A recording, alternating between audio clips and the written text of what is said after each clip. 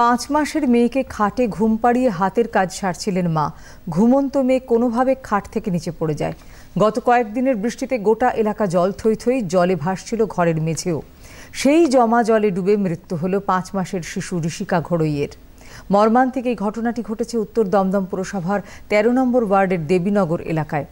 জল থেকে তুলে হাসপাতালে নিয়ে যাওয়া হলে চিকিৎসকরা ঋষিকাকে মৃত ঘোষণা করেন।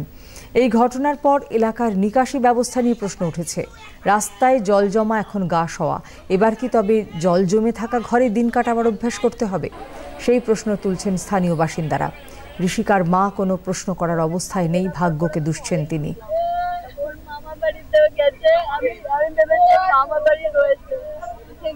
আমি খুঁজতে গিয়ে দেখে পাই না, তারপর মামা ওকে তুলেছে। 2 বছর হয়নি, এই আগস্টের 20 তারিখে 2 বছর হবে।